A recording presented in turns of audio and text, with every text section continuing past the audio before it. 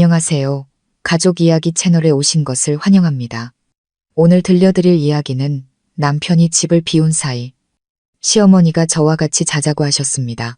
그리고 둘째 날 밤 저는 잠에서 깨어나 충격적인 장면을 목격하고 말았습니다라는 아주 특별한 사연입니다. 처음엔 그저 아들이 출장을 가 외로우셔서 그러시나 보다. 며느리인 저와 가까워지고 싶으신가 보다 생각했습니다. 하지만 둘째 날 밤 시어머니는 갑자기 제 옆자리에 누우셨습니다. 고요한 한밤중 저는 소스라치게 놀라 잠에서 깨어났고 그 누구도 상상하지 못할 광경을 목격했습니다.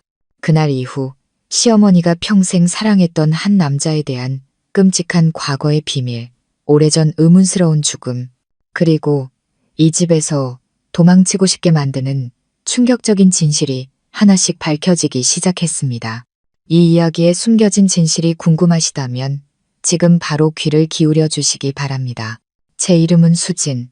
올해 29살이고 결혼한 지는 2년이 조금 안 됐습니다. 저희 부부는 서울 근교의 작은 2층짜리 집에서 살고 있습니다. 결혼 후 둘이서 한 푼 두 푼 악착같이 모아 마련한 소중한 보금자리죠. 남편 민준 씨는 건설 엔지니어로 출장이 잦은 편입니다. 한 번 가면 2, 3주 만에 돌아올 때도 있었죠. 처음에는 서운했지만 남편의 직업 특성을 이해하기에 점점 익숙해졌습니다. 아내를 사랑하고 가정을 위해 애쓰는 마음만 있으면 된다고 생각했으니까요.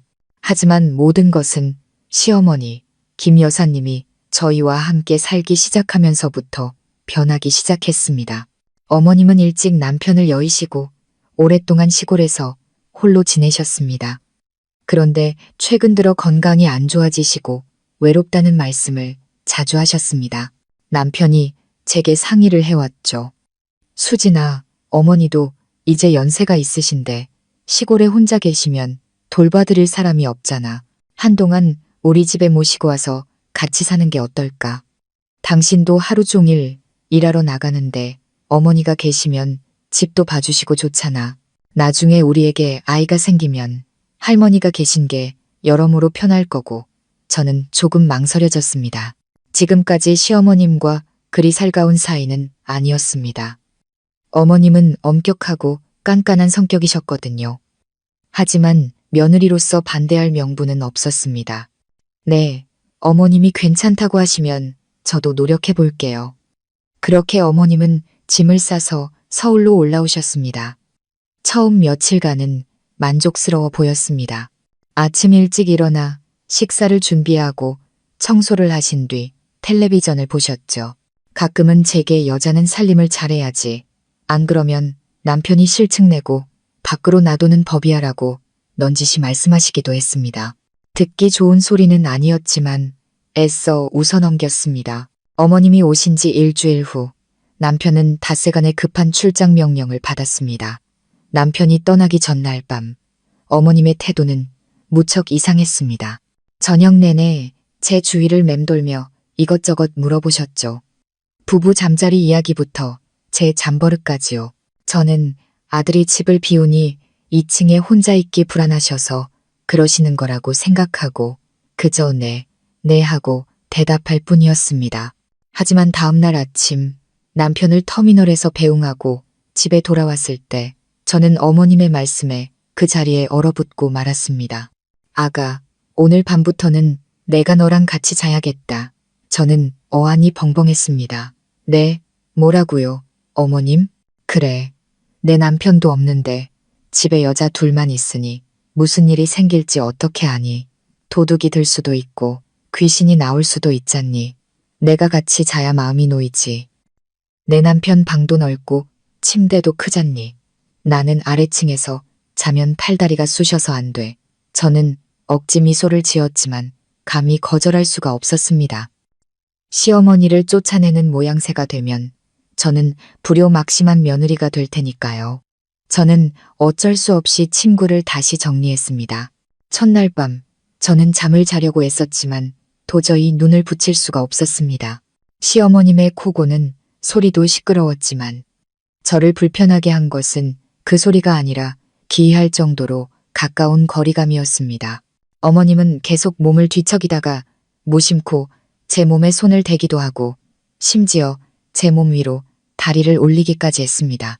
저는 몇 번이나 깜짝 놀랐겠지만 어머님이 일부러 그러시는 건 아닐 거라 생각하며 꼭 참았습니다.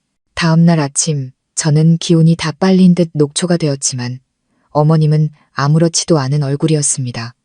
난 아주 잘 잤다. 옆에 사람이 있으니 따뜻해서 좋더구나. 너는 어땠니? 저는 차마 사실대로 말하지 못하고 애써 웃어 보였습니다. 오늘 밤에는 핑계를 대고 거실에서 자야겠다고 마음먹었습니다. 하지만 적당한 이유를 생각하기도 전에 어머님이 먼저 말씀하셨습니다. 오늘 밤에도 문 열어놓는 거 잊지 마라. 나 씻고 바로 올라갈 테니 내가 늙어서 그런지 밤중에 자주 깨거든. 저는 고개를 끄덕였지만 마음속은 이상하리만치 불안했습니다. 그 감정을 뭐라고 불러야 할지 몰랐습니다. 답답하고 불안정하며 설명하기 어려운 기분이었습니다. 남편에게 문자로 이 상황을 알렸지만 남편은 그저 엄마도 나이 드셔서 그래. 당신이 조금만 참아줘. 내가 돌아가서 다시 정리할게. 라고 답할 뿐이었습니다. 남편은 이해하지 못했고 어쩌면 저 또한 이 집에 스며드는 이 비정상적인 상황을 다 설명할 단어를 찾지 못했는지도 모릅니다. 그날 밤 저는 평소처럼 일찍 잠자리에 들었지만 이번에는 휴대폰을 완전히 충전해서 녹음 모드를 켠 채 베개 밑에 두었습니다. 제가 왜 그런 행동을 했는지는 저도 모릅니다. 아마도 오늘 밤 무슨 일이 일어날 거라는 본능적인 직감 때문이었을 겁니다. 불을 끄자 시어머니가 방으로 들어와 어젯밤처럼 제게 등을 돌리고 조용히 침대에 올랐습니다. 방 안은 어둠에 잠겼고 고른 숨소리와 함께 낯선 향기가 코를 찔렀습니다. 어머님의 머리카락에서 나는 옅은 향수 냄새였습니다. 아주 낯선 향기, 평소 어머님이 쓰시던 샴푸 냄새와는 달랐습니다. 저는 벽 쪽으로 돌아 누워 억지로 눈을 감았습니다. 새벽 2시쯤이었을까요? 저는 꿈결을 헤매다 무언가 제 몸을 누르는 느낌에 반사적으로 벌떡 일어났습니다. 그리고 눈앞의 광경에 저는 숨을 멈췄습니다. 저는 심장이 미친 듯이 뛰는 것을 느끼며 벌떡 일어났습니다. 눈은 아직 어둠에 익숙지 않았죠. 희미하게 시어머니가 제 옆에 앉아 몸을 굽혔다가 막 손을 거두는 듯한 형체만 보였습니다. 저는 숨을 몰아쉬며 애써 평정을 유지하려 했지만 온몸이 떨리는 것을 막을 수 없었습니다. 어머님, 사람 놀라게 왜 그러세요? 지금 뭐 하시는 거예요? 제 목소리는 여전히 떨리고 있었습니다. 시어머니는 조금도 당황한 기색 없이 오히려 옅은 미소를 지었습니다. 아, 네가 추워 보여서 이 불을 덮어주려던 것뿐이다. 뭘 그리 소스라치게 놀라니? 늙은 내가 너한테 뭘 어쩌겠다고. 어머님은 마치 모든 게 다 정상이라는 듯 깔깔 웃으셨습니다. 하지만 어째서인지 그 웃음소리에 온몸에 소름이 돋았습니다. 저는 어색하게 고개를 끄덕이고는 조용히 이불을 몸에 바싹 당겨 벽을 보고 누웠습니다. 가슴속 심장은 여전히 세차게 뛰고 있었습니다. 누군가의 손이 방금 제 가슴을 스치고 간 감촉이 아직 생생했습니다. 부드럽고 가벼웠지만 단순히 이불을 덮어주는 손길은 분명 아니었습니다. 저는 밤새 뒤척이다 새벽녘에야 겨우 눈을 붙였는데 알람 소리에 깨고 말았습니다. 저는 어머님을 쳐다보지도 않고 침대에서 나왔습니다. 어머님은 여전히 아무 일 없었다는 듯 쾌활하게 물으셨습니다. 아침 뭐 먹을래? 내가 해줄게. 저는 씁쓸하게 웃으며 말했습니다. 어머님은 그냥 쉬세요. 제가 알아서 할게요. 저는 부엌으로 내려갔지만 아무것도 먹을 수가 없었습니다. 온몸의 에너지가 다 빨려나간 것 같았고 정신은 혼란스러워 출구가 보이지 않았습니다. 저는 휴대폰의 녹음 파일을 다시 틀어보고는 그대로 얼어붙었습니다. 한밤중 시어머니가 무언가 중얼거리는 소리가 분명히 녹음되어 있었습니다. 목소리는 아주 작아 거의 속삭임에 가까웠습니다. 저는 되감아 귀에 깊게 들으며 한 음절, 한 음절을 파악하려 했었습니다. 그때처럼 아직 점잖아. 날 버리지 마. 더는 날 떠나지 마. 저는 온몸이 굳었습니다. 어머님의 목소리는 마치 다른 세상에서 들려오는 듯했고 한마디 한마디가 불분명했지만 마치 누군가에게 말하는 듯한 마력이 담겨 있었습니다. 그날 오전 내내 저는 일을 할 수가 없었습니다. 머릿속에는 그 목소리만 맴돌았죠. 저는 시어머니에게 무언가 비정상적인 문제가 있다는 의심을 하기 시작했습니다. 혹시 정신적인 문제가 있으신 걸까? 아니면 그보다 더 깊은 사연이 있는 걸까? 남편에게 전화를 걸었지만 공사 현장에 있는지 받지 않았습니다. 저는 문자를 보냈습니다. 여보, 어머님 상태가 좀 이상한 것 같아. 나 좀 무서워. 어젯밤 새벽 2시에 어머님이 침대에 올라와서 내가 자고 있을 때 몸을 만지신 것 같아. 녹음 파일을 들어보니 이상한 말을 중얼거리시기도 했어. 약 30분 뒤에야 남편에게서 답장이 왔습니다. 너무 예민하게 생각하지 마. 우리 엄마 원래 잠꼬대가 심했어. 어릴 때부터 봤어. 아마 몽유병 증세가 약간 있으신 걸 거야. 걱정 마. 내가 빨리 돌아갈게. 저는 할 말을 잃었습니다. 어쩌면 남편 말이 맞을지도 모릅니다. 제가 너무 스트레스를 받아서 그런 걸지도 모른다고 스스로를 다독였습니다. 하지만 그 감촉은 단순한 몽유병이 아니었습니다. 그 손길, 그 스침은 너무나 현실적이고 분명했습니다. 그날 밤 저는 어머님께 허락을 받고 거실에서 자려고 마음먹었습니다. 하지만 어머님이 한 발 앞서셨습니다. 수진아, 내가 다리가 아파서 오늘은 계단을 못 올라가겠다. 거실에 내 잠자리 좀 봐주겠니? 나는 오늘 하룻밤만 여기서 자고 너는 위층에 올라가서 편히 자렴. 저는 안도의 한숨을 내쉬었지만 한편으로는 낯선 기분을 떨칠 수 없었습니다. 어머님은 며칠 전부터 다리가 아프다고 하셨지만 평소처럼 잘 걸어 다니셨습니다.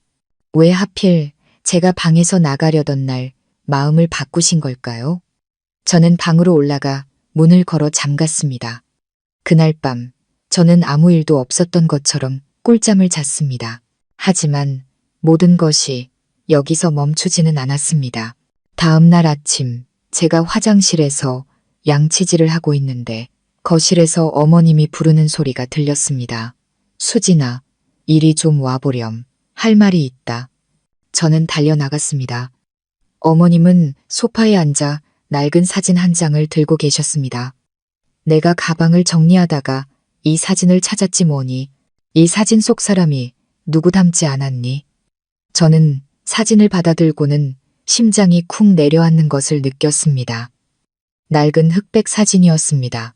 사진 속 남자는 흰 셔츠를 입고 가르마를 탄 머리를 하고 있었고 눈빛은 날카로웠지만 미소는 온화했습니다. 자세히 보니 남편과 너무나도 닮아 있었습니다.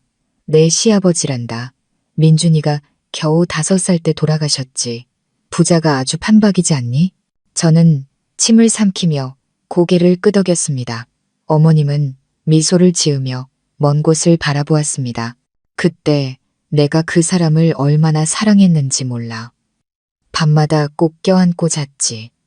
그이는 내 머리카락에 입을 맞추며 온갖 이야기를 속삭여주곤 했어. 나는 그 느낌을 아직도 생생하게 기억한단다. 어떤 날 밤에는 꿈에서 그이가 아직 살아 돌아와 나를 찾는 꿈을 꾸기도 해.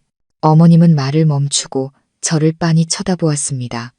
수진아, 어젯밤 꿈에 죽은 남편이 찾아왔는데 도무지 가려고 하질 않는 거야. 옛날 살간 냄새가 그립다며 내 곁에 누워있으라고 하더구나. 이상하게도 위층 침대에서 내 남편 어릴 적과 똑같은 냄새가 나더라.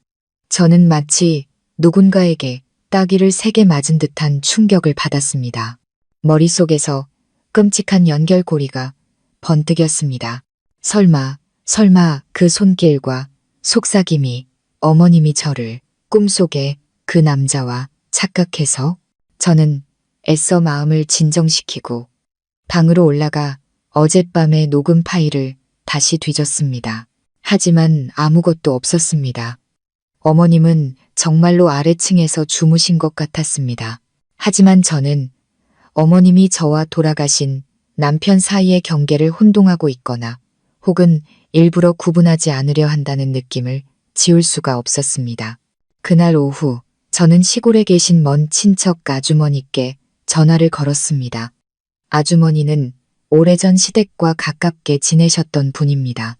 저는 아무렇지 않은 척 물었습니다.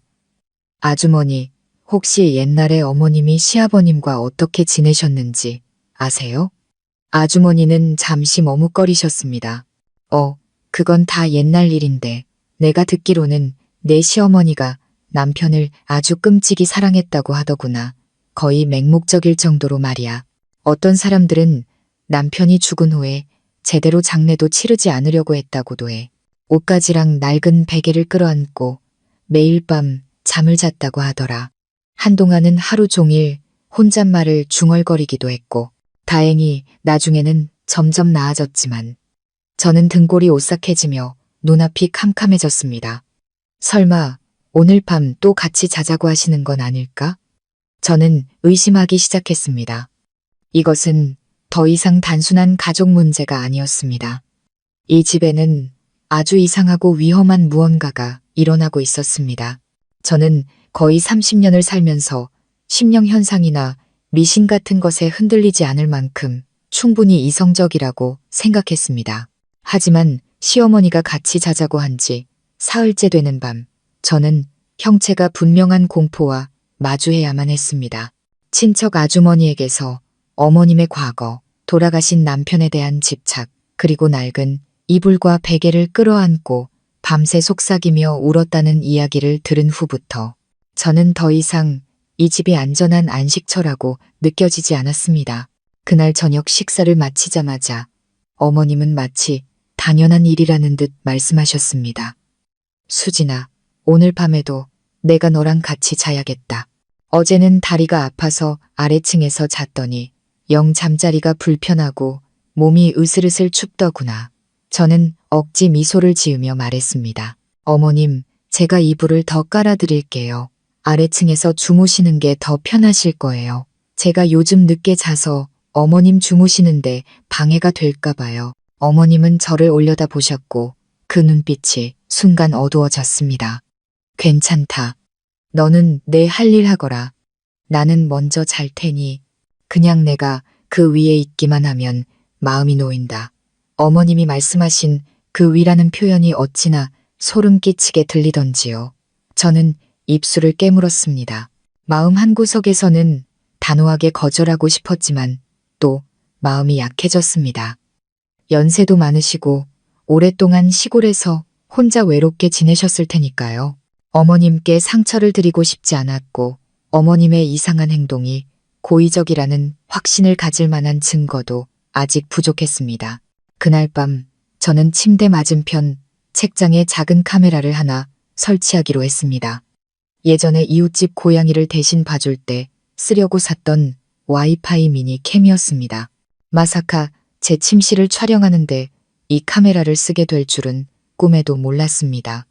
시어머니가 방에 들어오셨을 때 저는 이미 잠든 척 눈을 감고 조용히 누워 있었습니다. 방 조명은 수면 모드로 맞춰두어 희미한 푸른 빛이 사람의 형체를 겨우 알아볼 수 있을 정도였습니다. 어머님은 조용히 침대에 올라와 이전처럼 제게 등을 돌리고 누웠습니다. 처음에는 모든 것이 조용했지만 새벽 2시가 가까워지자 침대 위에서 무언가 움직이는 기척이 느껴졌습니다. 어머님은 제 쪽으로 몸을 돌렸습니다. 이번에는 더욱 분명했습니다. 어머님의 숨결이 제 목덜미에 닿는 것이 느껴졌습니다. 저는 살짝 실눈을 떴고 눈앞의 광경에 몸이 굳어버렸습니다. 시어머니는 몸을 숙여 제 귀에 얼굴을 바짝 대고 있었고 그 손은 제 어깨를 만지더니 점점 아래로 미끄러져 내려왔습니다. 저는 소스라치게 놀라 벌떡 일어나 앉으며 나지막이 소리쳤습니다. 어머님, 뭐 하시는 거예요? 어머님은 몇 초간 눈을 깜빡이더니 또다시 예전과 같은 태도를 보였습니다. 내가 이불이 흘러내린 줄 알고 덮어주려던 것뿐이다. 뭘 그리 놀라니? 저는 아무 말도 하지 못하고 이불 끝을 꽉 쥔 채 의심 가득한 눈으로 어머님을 쳐다보았습니다. 어머님, 그냥 주무세요. 저 안 추워요. 어머님은 미소를 지으며 원래 자리로 돌아갔습니다. 하지만 이번에는 도저히 잠을 이룰 수가 없었습니다. 저는 그렇게 눈을 동그랗게 뜬 채 첫 햇살이 커튼 틈으로 스며들 때까지 누워 있었습니다. 어머님이 아침 식사를 준비하러 부엌으로 내려가시자마자 저는 재빨리 방으로 들어가 카메라를 챙겨 몰래 영상을 휴대폰으로 옮겨 확인했습니다. 영상 속 시간은 한없이 길게 느껴졌습니다. 저는 벽을 보고 누워 있었고 시어머니의 그림자가 점점 제게 다가오는 것이 보였습니다. 그리고 카메라 앞에 어머님의 얼굴이 나타났을 때 저는 하마터면 휴대폰을 떨어뜨릴 뻔했습니다. 그 얼굴은 평소의 시어머니 같지 않았습니다. 눈은 크게 뜨고 있었고 입은 무언가를 중얼거리고 있었습니다. 희미한 불빛 속에서 어머님은 몽유병 환자처럼 보이지 않았고 오히려 뚜렷한 의식을 가지고 행동하는 사람처럼 보였습니다. 그리고 저는 어머님이 속삭이는 한마디를 똑똑히 들었습니다. 우리 이번에는 헤어지지 마. 날 두고 가지 마. 저는 영상을 끄고 심장이 북처럼 울리는 것을 느꼈습니다. 더 이상 지체할 수 없었습니다. 남편에게 전화를 걸었지만 또다시 받지 않았습니다. 저는 문자를 보냈습니다. 나 어젯밤 영상 찍었어. 어머님 행동, 몽유병 같지 않아. 당신 빨리 와야 해. 나 무서워. 이번에는 점심때가 되어서야 답장이 왔습니다. 일을 너무 심각하게 만들지 마. 엄마는 연세가 많으셔서 감정 기복이 심하신 거야. 며칠만 어머니랑 따로 자. 내가 며칠 안에 돌아가서 다시 이야기할게. 저는 화가 나서 숨이 막힐 지경이었습니다. 남편은 저를 믿지 않거나 믿고 싶지 않은 것이었습니다. 저는 휴대폰을 들어 언니에게 전화를 걸었습니다. 가족 중에 저를 가장 잘 이해해주는 유일한 사람이었죠. 언니는 제 이야기를 듣자마자 외쳤습니다. 세상에, 그분 문제 있으시네. 근데 너 영상 찍었다고. 언니한테 한번 보내봐. 내 친구 중에 임상심리학 전공한 애가 있거든. 혹시 정신질환이랑 관련된 거면 빨리 치료해야 해. 오래 두면 위험해. 저는 영상을 보냈습니다. 잠시 후 언니에게서 문자가 왔습니다. 내 친구가 그러는데 내 시어머님은 기억장애나 혹은 돌아가신 가족과 관련된 심리적 외상의 후유증일 수 있대. 그런데 조심해야 할 점이 하나 있는데 그분이 널 쳐다보는 방식이래. 나를 쳐다보는 방식, 제가 되물었습니다. 그 눈빛이 며느리를 보는 게 아니라 옛 연인을 보는 것 같다는 거야. 마치 네가 아니라 돌아가신 그분의 남편인 것처럼 저는 온몸에 소름이 돋았습니다. 1시간 후 제가 부엌에서 설거지를 하고 있는데 시어머니가 등 뒤에서 조용히 다가와 제 어깨에 손을 얹었습니다. 수진아, 네, 오늘 점심때 아주 이상한 꿈을 꿨단다. 꿈에 옛사람이 돌아왔는데 이상하게도 얼굴이 너랑 똑같더구나. 저는 돌아보며 애써 미소를 지었습니다. 꿈은 꿈일 뿐이잖아요. 어머님, 너무 그리워서 그러셨나 봐요. 어머님은 저를 뚫어지게 쳐다보았습니다. 아니, 아주 선명하게 봤어. 진짜처럼, 심지어 그 살간 냄새까지 기억나는데 너랑 똑같았어. 저는 서둘러 손을 씻고는 볼 일이 있다는 핑계를 대고 도망치듯 집을 빠져나왔습니다. 저는 집 근처 카페에 1시간 넘게 앉아 마음을 진정시켰습니다. 머릿속에는 오직 도망이라는 두 글자만 맴돌았습니다. 하지만 어디로 도망가야 할까요? 이 집은 저와 남편의 집입니다. 시어머니를 혼자 남겨둘 수는 없었습니다. 하지만 이 집에 머물다가는 어느 날 밤 제가 다시는 깨어나지 못할지도 모른다는 공포가 밀려왔습니다. 저는 집 근처 카페에 앉아 있었습니다. 눈앞의 오렌지 주스는 얼음이 거의 다 녹았지만 저는 한 모금도 마시지 못했습니다. 주변에서는 사람들의 대화 소리와 컵이 부딪히는 소리가 뒤섞여 들려왔지만 제 귀에는 오직 제 심장이 세차게 뛰는 소리만 들렸습니다. 언니의 말, 심리학 전문가의 의견, 그리고 어젯밤 시어머니의 섬뜩한 눈빛까지 모든 것이 폭풍처럼 머릿속을 휘저었습니다. 이성이라는 기둥을 붙잡으려 애썼지만 생각할수록 두려움은 커져만 갔습니다. 더 이상 의심의 여지가 없었습니다. 시어머니는 분명 비정상적인 행동을 보이고 있었고 한 지붕 아래 사는 저는 그 왜곡된 기억의 희생양이 되고 있었습니다. 저는 떨리는 손으로 휴대폰을 들어 남편에게 전화를 걸었습니다. 다행히 이번에는 몇 번의 신호음 끝에 남편이 전화를 받았습니다. 수진아, 나 지금 공사 현장인데 무슨 일인데 그렇게 계속 전화해? 저는 애써 침착한 목소리를 유지했습니다. 당신 지금 당장 와야 해. 다음 주도 며칠 뒤도 아니고 바로 지금. 무슨 일인데 그렇게 심각해?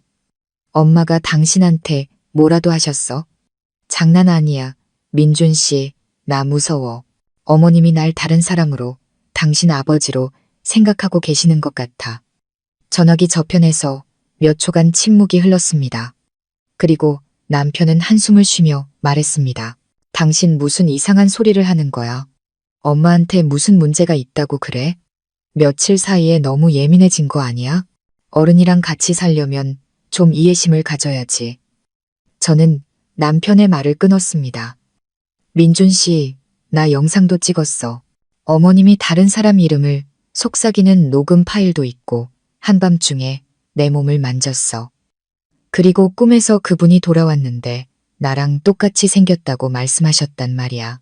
못 믿겠으면 제발 집에 와서 확인해. 나 더는 못 견디겠어. 저는 말을 하면서 눈물이 터져 나올 것 같았습니다. 잠시 침묵이 흐른 뒤 남편이 천천히 말했습니다. 알았어. 내일 휴가 내고 내일 저녁에 돌아갈게. 하루만 더 참아줘. 저는 고개를 끄덕이고는 아무 말 없이 전화를 끊었습니다. 남편의 무심함에 서운한 마음이 들었지만 적어도 돌아오겠다고 약속했으니 다행이었습니다. 저는 깊은 한숨을 내쉬고 희미해지는 저녁 햇살 속에서 집으로 돌아갔습니다. 문 앞에서는 시어머니가 화초에 물을 주고 계셨습니다. 저를 보시더니 온화하게 웃으셨습니다. 왔구나. 날이 너무 더워서 마당에 물 좀 뿌렸단다. 오늘 저녁에는 네가 좋아하는 된장찌개 끓여줄게. 저는 억지 미소를 지었습니다. 직접 보고 듣지 않았다면 눈앞에 이 여인이 그렇게 비뚤어진 생각을 하고 있다는 것을 결코 믿지 못했을 겁니다. 그날 밤 저는 머리가 아파 일찍 쉬어야겠다고 거짓말을 했습니다. 저는 침실 문을 단단히 잠그고 문 앞에 의자까지 받쳐둔 뒤 어둠 속에서 조용히 누워 있었습니다. 눈은 감고 있었지만 귀는 복도 밖의 작은 소리 하나하나에 곤두서 있었습니다. 새벽 2시쯤 가벼운 발소리가 들렸습니다. 처음에는 멀리서 들리더니 점점 제 방문 앞으로 다가왔습니다. 문고리가 조용히 돌아가는 소리가 났지만 문은 열리지 않았습니다. 몇 초간의 침묵 뒤 발소리는 다시 멀어졌습니다. 저는 잠을 이룰 수 없었습니다. 밤새 날이 밝기만을 기다렸습니다. 다음 날 아침 저는 일찍 일어났습니다. 방문을 나서자마자 식탁에 앉아 계신 어머님이 보였습니다. 피곤한 기색이 역력하고 얼굴은 창백했습니다. 어젯밤에 잘 못 주무셨어요? 제가 애써 부드러운 목소리로 물었습니다. 응, 뒤숭숭한 꿈을 꿔서 누가 나를 부르는 것 같더라.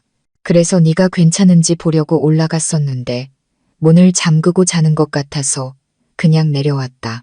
저는 대답 없이 고개를 끄덕였습니다. 저는 어머님이 시장에 가신 틈을 타 몰래 어머님 방으로 들어가 서랍장을 뒤졌습니다. 잠시 후 작은 나무 상자를 하나 발견했습니다. 상자를 열자 저는 하마터면 손에서 놓칠 뻔했습니다. 안에는 낡은 물건들이 가득했습니다.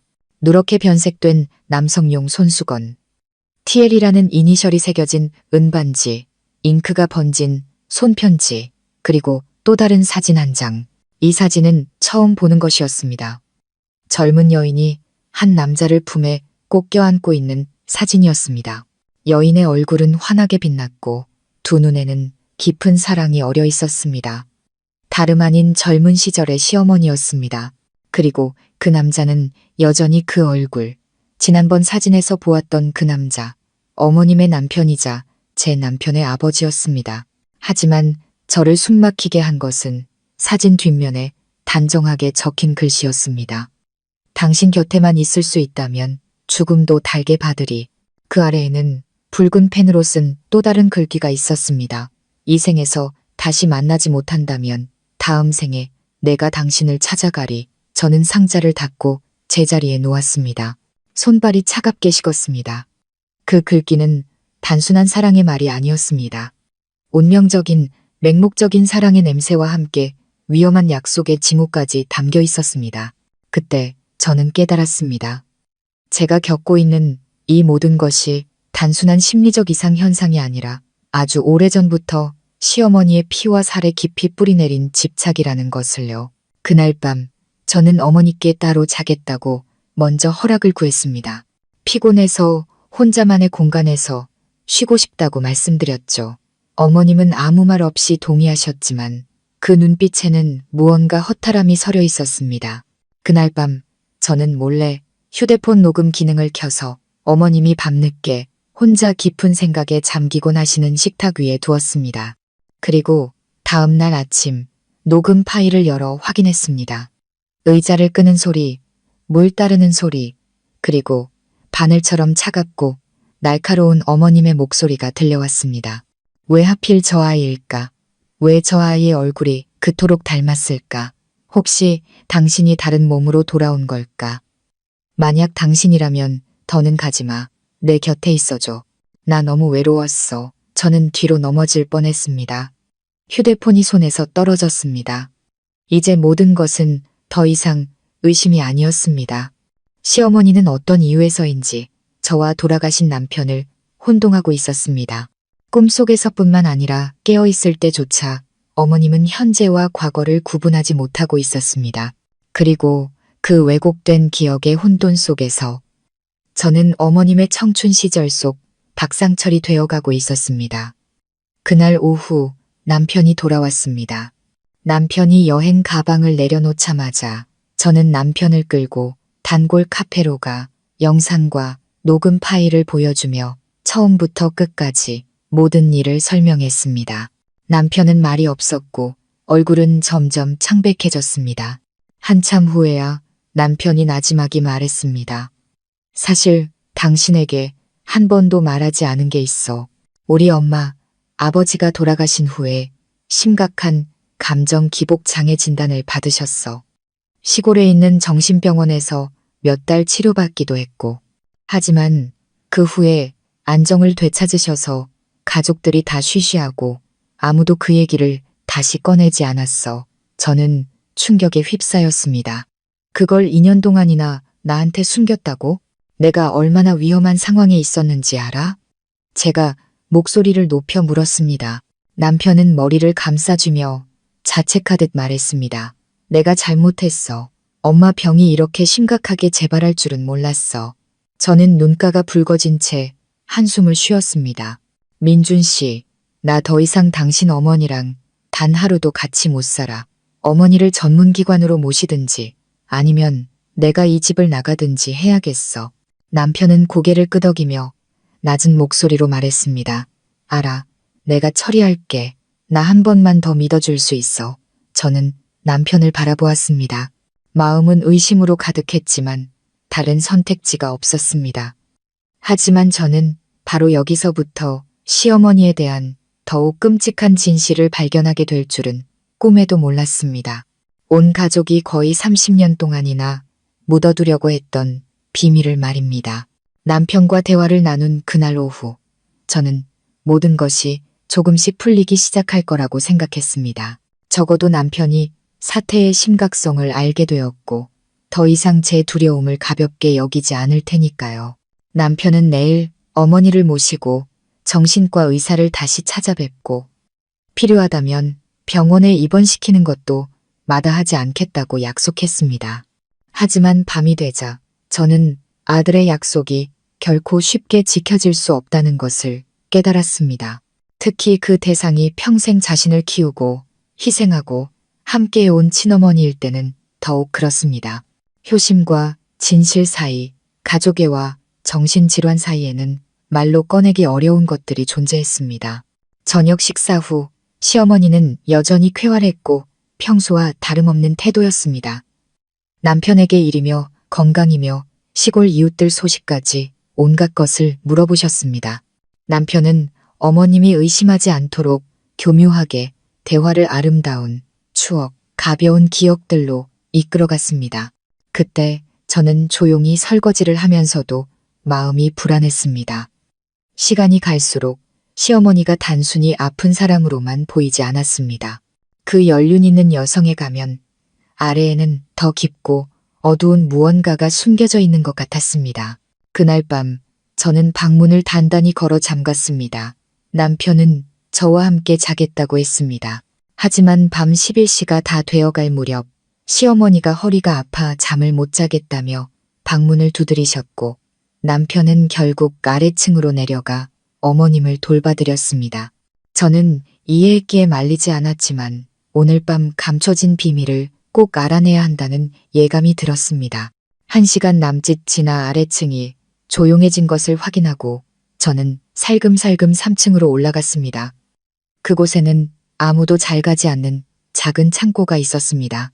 예전에 제가 퇴근하기 전 오후 시간마다 시어머니가 그곳에 올라가시는 것을 본 적이 있습니다. 한 번은 제가 뭐 하시냐고 여쭤봤더니 그냥 낡은 물건들이나 잡동사니 좀 넣어두는 거야 라고 대답하셨습니다.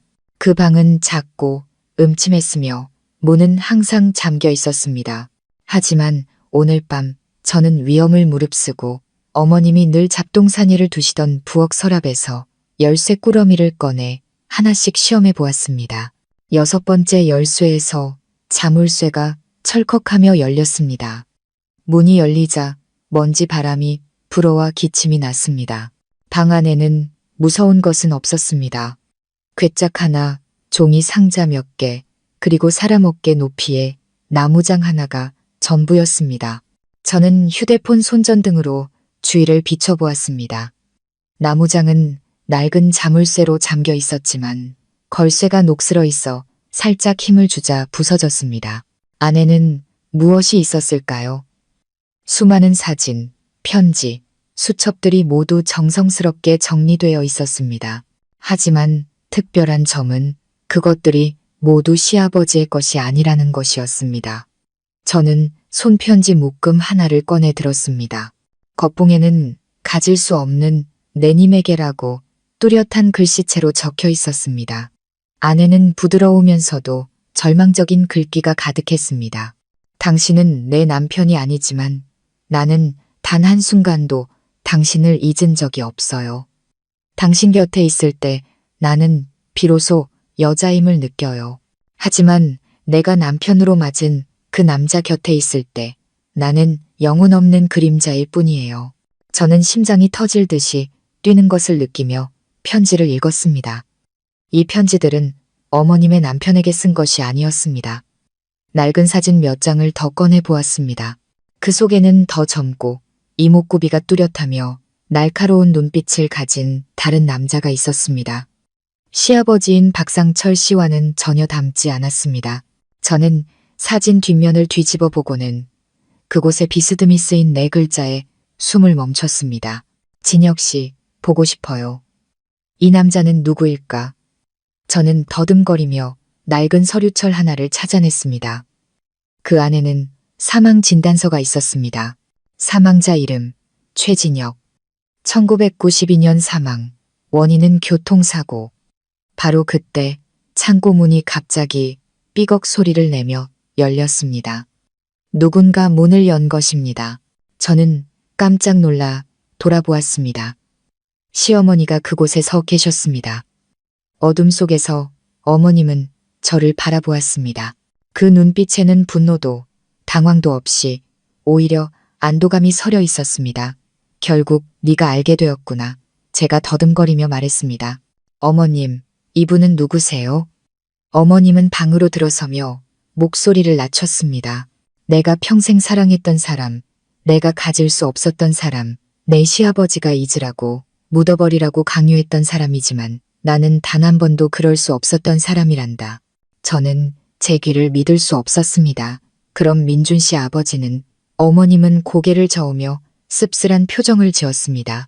박상철 씨가 맞지만 내 마음속에서는 진혁 씨가 진짜 남편이었어. 그이와 나는 박상철 씨가 장기 출장을 갔을 때 몰래 사랑을 나눴단다. 하지만 나는 가정을 버릴 용기가 없어서 고통 속에 이별했고 얼마 후 그이는 나를 데리러 돌아오겠다는 약속만 남긴 채 사고로 세상을 떠났지. 그 후로 나는 몽유병 환자처럼 살았어.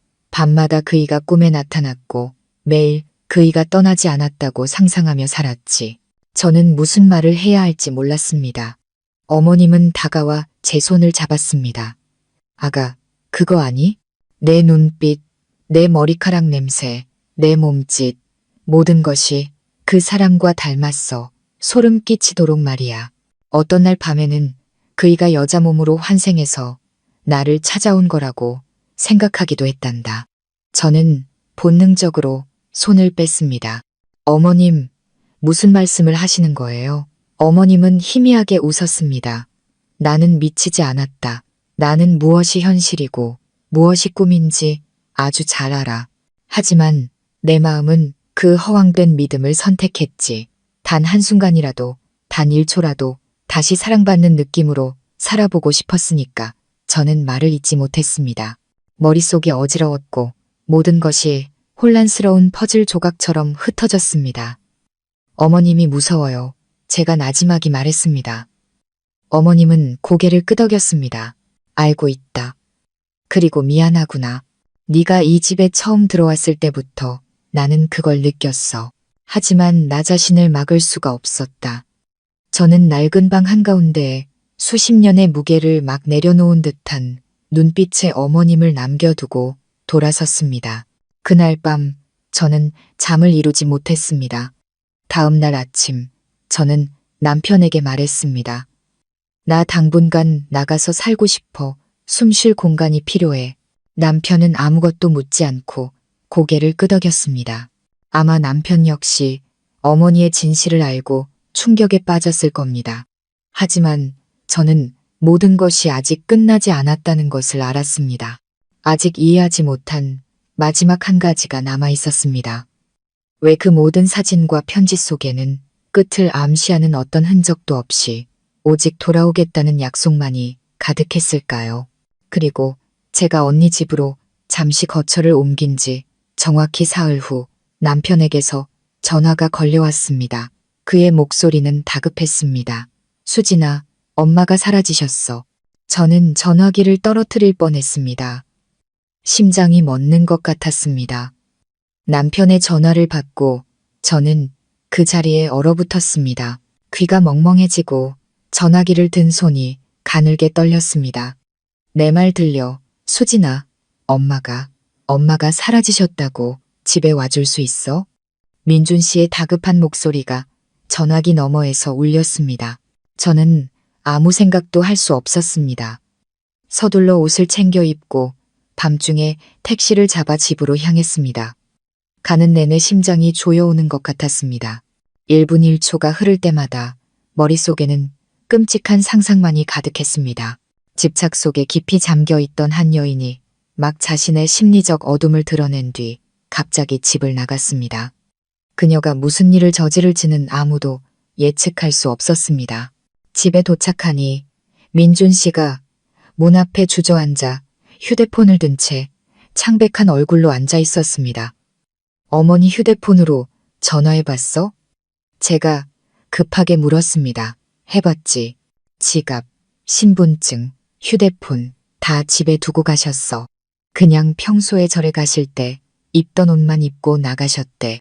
낡은 사진 한 장이랑 유서 같은 글이 적힌 종이 한 장만 가지고. 저는 깜짝 놀랐습니다. 유서라니. 민준 씨가 제게 작은 종이를 건넸습니다. 노인의 떨리는 글씨체였지만 분명했습니다. 만약 당신이 아직 나를 기억한다면 우리가 다시 만나기로 약속했던 그 옛 장소로 와주세요. 저는 더 이상 기다릴 수 없어요. 저는 그 글을 읽고 등골이 오싹해졌습니다. 묻지 않아도 어머님이 누구에게 하는 말인지 알 수 있었습니다. 우리가 다시 만나기로 약속했던 옛 장소가 어디야? 제가 물었습니다. 민준 씨는 몇 초간 침묵하더니 기억을 더듬듯 말했습니다. 어릴 때 엄마한테 들은 적이 있어. 아버지랑 엄마가 강릉에서 한동안 연애를 하셨대. 그곳 소나무 숲속에 작은 절이 하나 있는데 엄마가 농담처럼 나중에 누구든 먼저 가면 거기서 기다리자고 하셨다는 거야. 난 그냥 하시는 말씀인 줄 알았지. 저는 침을 삼켰습니다. 마음이 복잡해지기 시작했습니다. 어머니가 강릉 가는 버스를 타신 것 같아. 그럴 가능성이 높아. 아침에 이웃 아주머니가 그러시는데 어머니가 집 앞에서 하늘을 올려다보시더니 조용히 걸어가셨대. 다들 시장 가시는 줄 알고 아무도 신경 쓰지 않았다는 거야.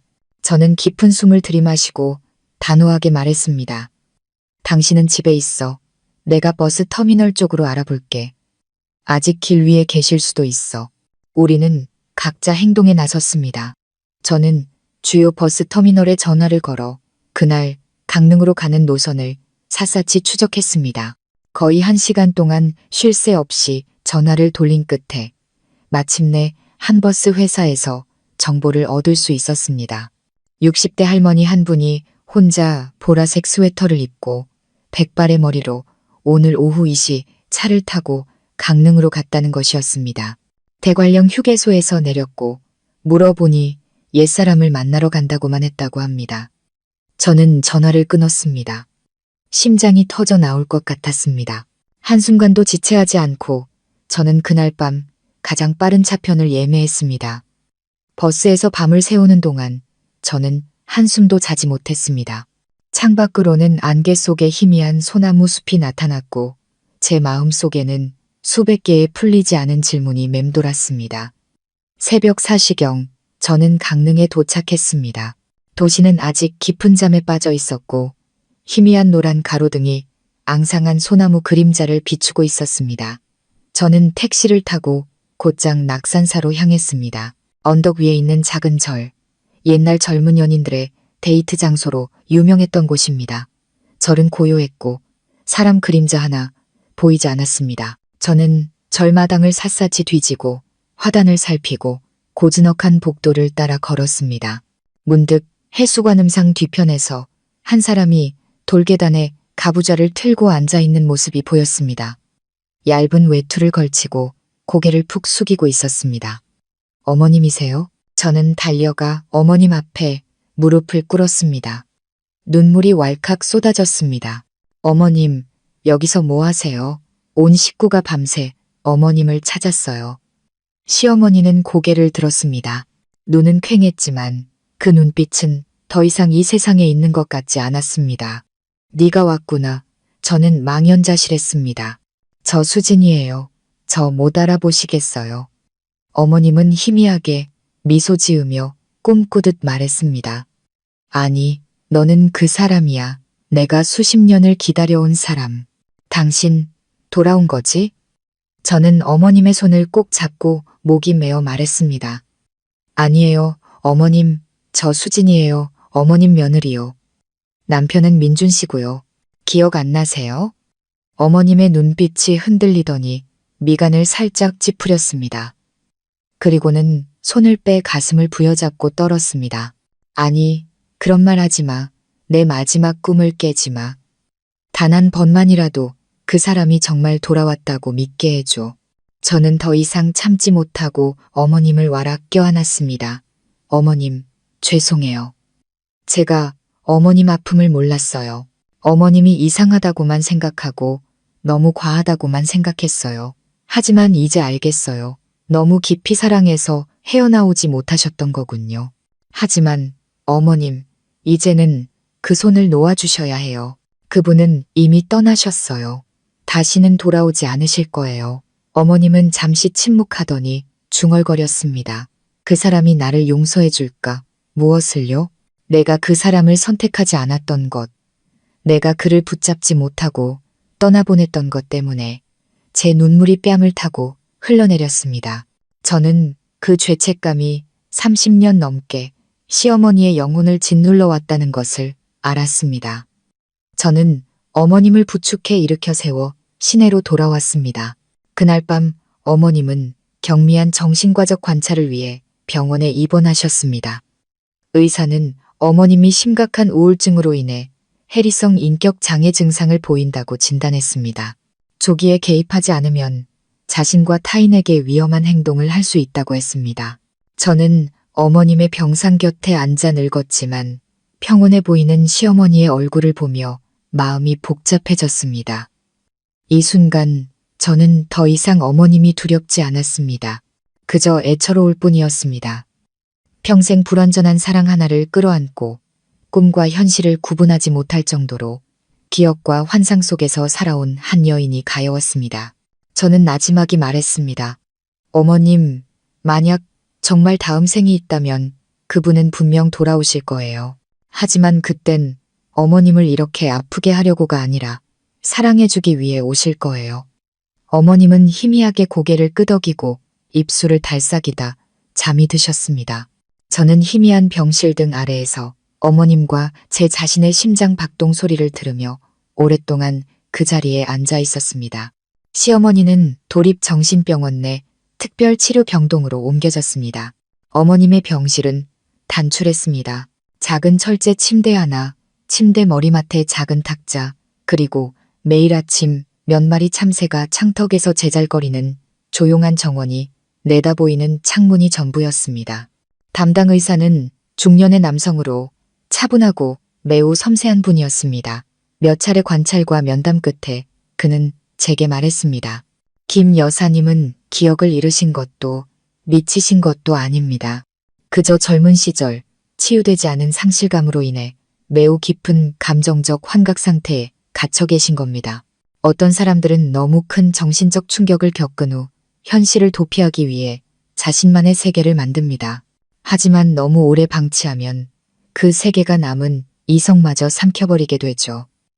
저는 할 말을 잃었습니다. 알고 보니 모든 사람이 극복할 만큼 강하지는 않은 고통도 있었습니다. 어떤 사람은 평생을 살아도 옛 꿈에서 벗어나지 못했습니다. 어머님이 입원해 계시는 동안 저와 남편은 매일 번갈아 가며 병문안을 갔습니다. 처음 몇 번은 어머님이 여전히 저를 멍하니 바라보며 진혁 씨라고 부르셨습니다. 그 눈빛은 다정했지만 낯설었습니다. 하지만 몇 차례 치료를 받은 후 그런 호칭은 점점 줄어들었습니다. 어느 주말 오후 제가 집에서 만든 카스텔라를 가져갔을 때 어머님은 그것을 받아들고 한참 저를 바라보시더니 나지막이 말씀하셨습니다. 수진아, 너구나. 저는 깜짝 놀랐습니다. 정말 오랜만에 어머님이 제 이름을 제대로 불러주셨습니다. 저는 침대 옆에 앉아 부드럽게 말했습니다. 네, 어머님, 저예요. 어머님은 눈시울을 붉히셨습니다. 내가 미안하다. 내가 했던 짓, 내가 했던 말들이 너를 많이 무섭게 했겠지. 저는 어머님의 손을 가볍게 쥐었습니다. 아니에요. 사과하지 마세요. 어머님, 이제 다 이해해요. 사람마다 마음속에 상처가 있는 법이니까요. 저는 그저 어머님이 건강을 되찾으셔서 남은 여생을 평안하게 보내시길 바랄 뿐이에요. 어머님은 눈물을 터뜨리셨습니다. 저는 어머님이 그렇게 약한 모습을 보이시는 것을 처음 보았습니다. 저를 두렵게 하고 밤중에 차갑게 제 방으로 들어오셨던 그 여인이 지금은 아이처럼 울고 있었습니다. 그거 아니? 나는 너무 오랫동안 환상 속에서 살았단다. 그 기억을 꽉 붙들고 있으면 그 사람이 영원히 내 곁에 있을 거라고 생각했지. 하지만 결국 나 스스로를 가둔 셈이었어. 저는 목이 메어 가슴이 아팠습니다. 그날 이후 어머님의 상태는 하루가 다르게 좋아졌습니다.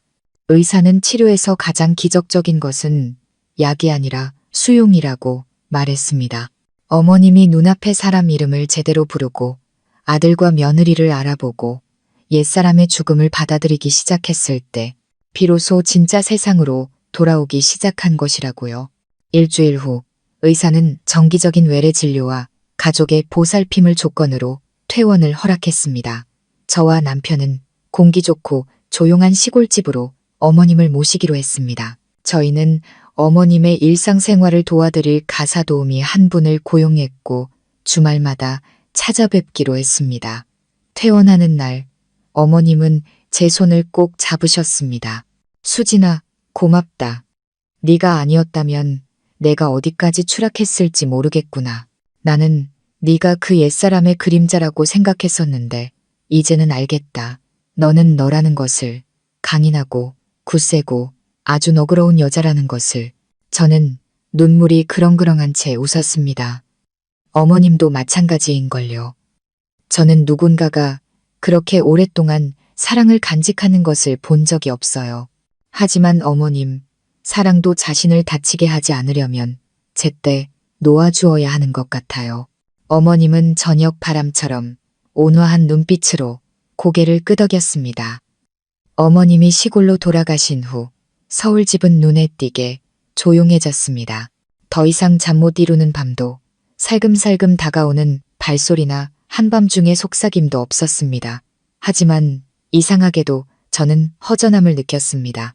어느 날 오후 저는 시어머니와 함께 살던 기이한 밤들을 상세히 기록해둔 낡은 수첩을 다시 읽고 있었습니다. 삐뚤빼뚤한 글씨를 다시 읽어보았습니다. 새벽 2시 13분 누군가의 손이 내 어깨를 만졌다. 어머니가 말했다. 날 버리지 마. 저는 문득 웃음이 터졌습니다. 혼란스럽고 극도로 두려웠던 그 시절에 대한 웃음이었고 마침내 그 모든 것을 극복해낸 제 자신에 대한 웃음이었습니다. 남편이 다가와 제 어깨를 가볍게 안았습니다. 뭘 그렇게 읽고 있어? 어머니에 대한 일기요. 나중에 이걸로 짧은 소설을 써볼까 해요. 그때 일 생각하면 이제 무섭지 않아? 저는 고개를 저었습니다. 아니요, 오히려 감사해요. 어떤 일들은 겪어봐야 비로소 사람이 성장한다는 걸 가르쳐 주니까요. 남편은 웃으며 제 머리카락에 가볍게 입을 맞췄습니다. 우리 아내가 정말 어른이 다 됐네. 저는 남편의 어깨에 기대어 채송화가 햇살을 받으며 피어나고 있는 베란다를 바라보았습니다. 마음에 평온함이 스며들었습니다. 2달 후 저는 시어머니를 뵈러 시골에 내려갔습니다. 어머님은 혈색이 좋아지고 얼굴도 밝아지셨습니다. 텃밭에서 채소를 따고 화초에 물을 주며 이웃들과 이야기 나누는 모습이 영락없는 평범한 노년의 여성이었습니다. 그날 점심 어머님은 제게 따뜻한 된장찌개를 떠주시며 다정하게 말씀하셨습니다. 네가 전보다 마른 것 같구나. 무슨 일을 하든 건강부터 챙겨야 한다. 알았지? 저는 웃으며 대답했습니다. 네, 어머님, 알겠어요. 식사를 마치고 설거지를 끝낸 후 어머님은 저를 방으로 부르시더니 작은 나무 상자 하나를 꺼내셨습니다. 바로 제가 예전에 몰래 열어보았던 그 상자였습니다. 이건 내가 간직했던 물건들이란다. 이제는 태워버리려고 해. 저는 놀랐습니다. 정말 괜찮으시겠어요? 어머님은 고개를 끄덕였습니다.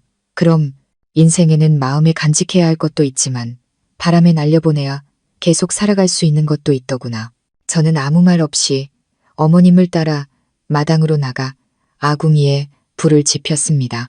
한 장 한 장의 편지, 사진, 낡은 기념품들이 붉은 불꽃 속에서 타올랐습니다. 가벼운 바람이 재를 맑은 하늘로 날려보냈습니다. 어머님은 한참 동안 가만히 서 계시다가 나지막에 한숨을 쉬셨습니다. 이제 끝났구나.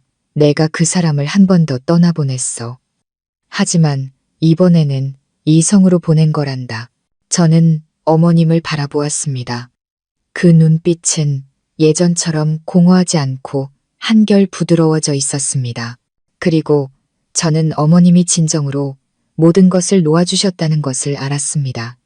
삶은 평범한 궤도로 돌아온 듯 했습니다. 심리적 충격과 기억의 벼랑 끝에서 돌아오는 여정을 겪으신 시어머니는 이제 예전과 많이 달라지셨습니다. 웃음이 많아지고 식사도 규칙적으로 하시며 저와 진짜 친구처럼 대화를 나눌 수 있게 되셨습니다. 저 또한 옛날의 악몽을 점차 잊어갔습니다. 다만 가끔 밤늦게 혼자 있을 때면 저를 옛사람이라 부르던 어머님의 공허한 눈빛이 떠오르곤 했습니다. 하지만 더는 두렵지 않았고 그저 가슴이 시릴 뿐이었습니다. 어느 날 저희 부부는 교회의 땅을 사기 위한 절차를 준비하기 위해 서류를 다시 정리하기로 했습니다. 저는 조심스럽게 서류들을 모았습니다. 출생증명서, 혼인신고서, 그리고 시댁의 낡은 주민등록등본까지요. 색이 바랜 파란색 등본은 어머님 장롱 깊숙한 곳에 보관되어 있었습니다. 저는 서류 뭉치를 방으로 가져와 제출하기 쉽게 하나씩 분류했습니다. 주민등록등본을 펼쳤을 때 저는 무언가 잘못되었다는 것을 느꼈습니다. 남편 민준 씨의 부모님 정보란을 천천히 읽었습니다. 아버지 이름 최진혁, 어머니 이름 김숙자. 저는 멈칫했습니다. 최진혁이라니 제가 시아버지이자 어머님의 정식 남편이라고 생각했던 박상철 씨가 아니었습니다. 저는 등본 앞장을 빠르게 넘겨 자세히 살펴보았습니다. 박상철이라는 이름은 어디에도 없었습니다. 비고란에는 부친 1992년 사망이라는 간단한 한 줄만 적혀 있었습니다. 머리가 핑 도는 것 같았습니다. 저는 다시 한번 읽었습니다. 눈은 최진혁이라는 이름에 고정되었습니다. 이 이름은 본 적이 있었습니다. 낡은 연애 편지 속에서 시어머니가 밤마다 끌어안던 사진 속에서 바로 그 남자였습니다. 저는 민준 씨에게 문자를 보냈습니다. 여보, 빨리 와줘. 아주 중요한 걸 발견했어. 민준 씨가 집에 오자마자 저는 등본을 보여주며 그 이름을 가리켰습니다. 그는 인상을 찌푸리며 읽었습니다. 무슨 소리야? 이분이 우리 아버지 이름 맞는데. 저는 누군가에게 세게 한 대 맞은 기분이었습니다. 잠깐만, 방금 이분이 당신 친아버지라고 했어?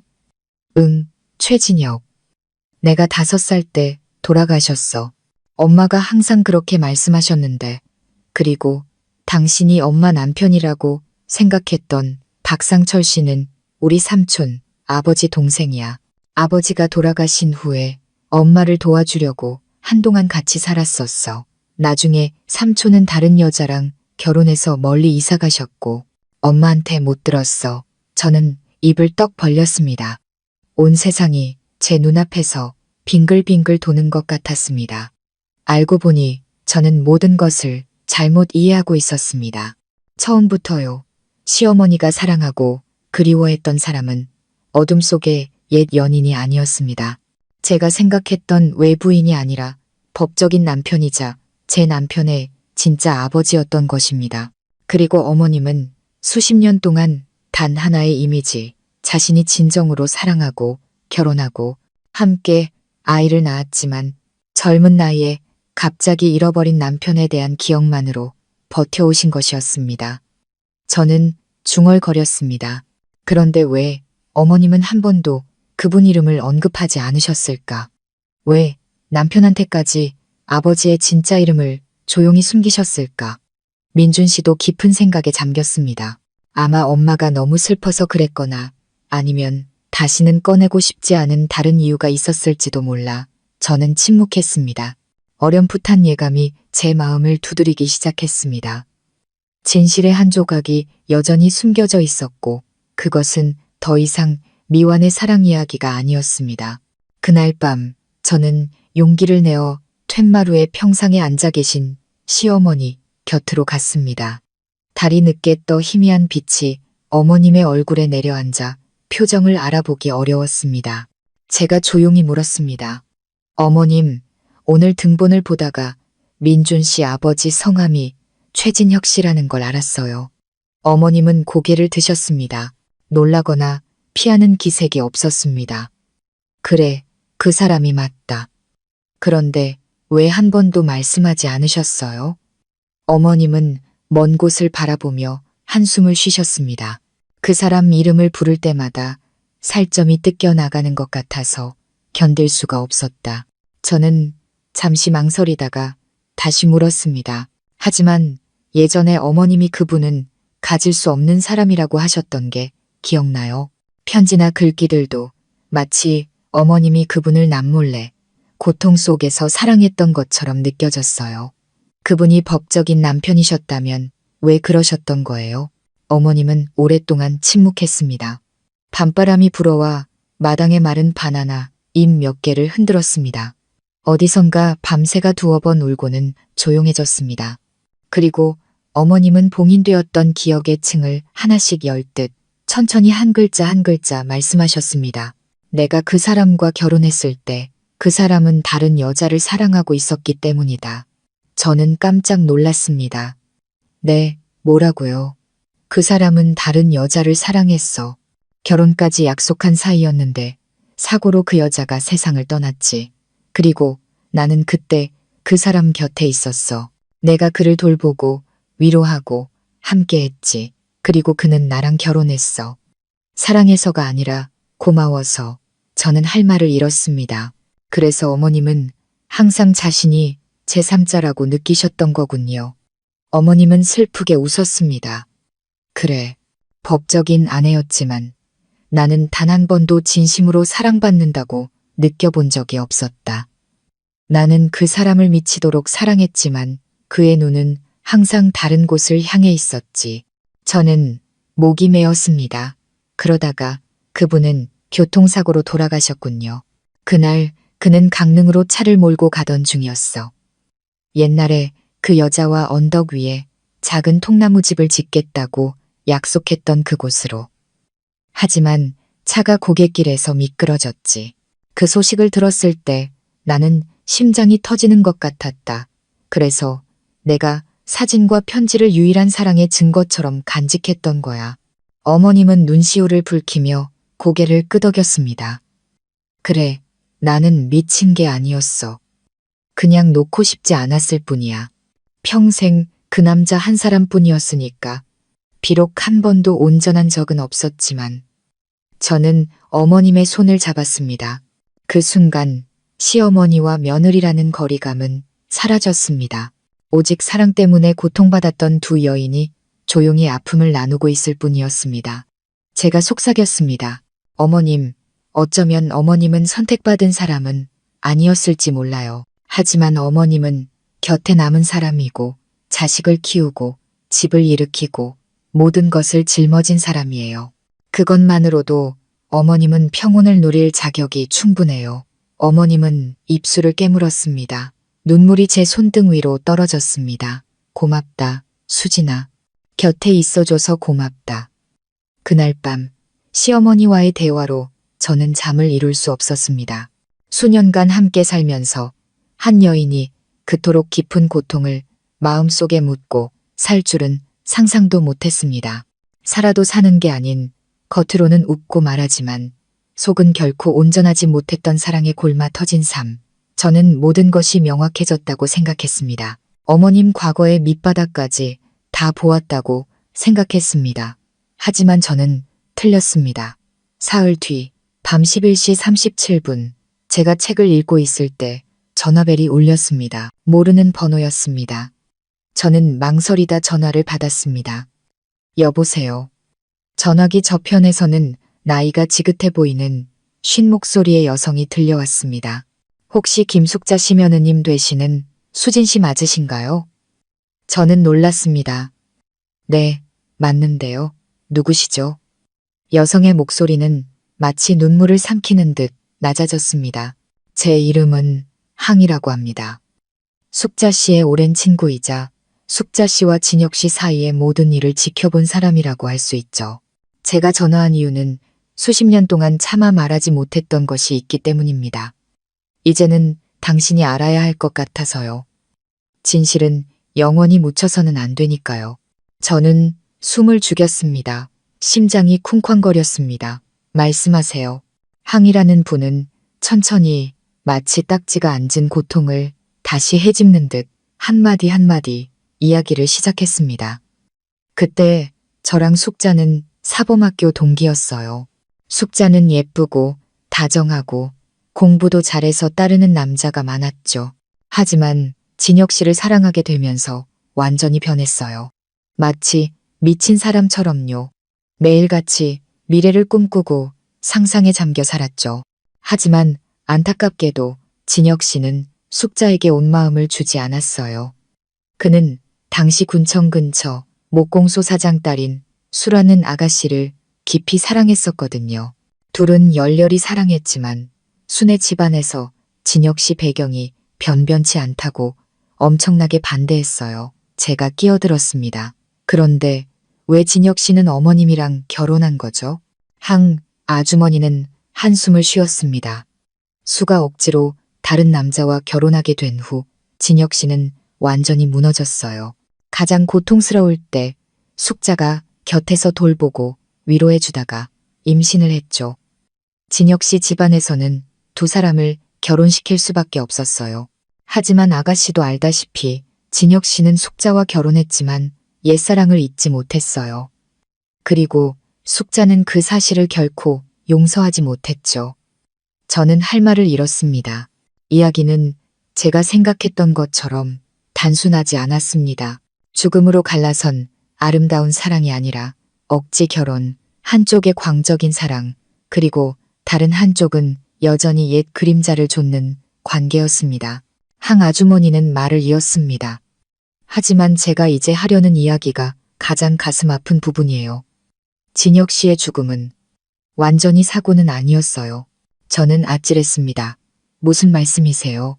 네, 그날 저는 제 눈으로 똑똑히 봤어요. 진혁 씨가 잔뜩 화가 난 얼굴로 집을 나서는 것을요. 그 1시간 전에 숙자랑 크게 다퉜거든요. 그리고 그는 오토바이를 타고 대관령 고갯길을 넘어 강릉으로 가려고 했어요. 그런데 그가 떠나기 전에 저는 숙자가 마당에 서서 무언가 작은 봉지를 오토바이 연료통에 넣는 것을 봤어요. 저는 목이 메었습니다. 그 말씀은 시어머님이 진혁 씨 죽음과 관련이 있다는 건가요? 항아주머니는 머뭇거렸습니다. 확신할 수는 없어요. 단정 지을 수는 없죠. 하지만 며칠 뒤에 제가 조심스럽게 물어봤을 때 숙자가 그러더군요.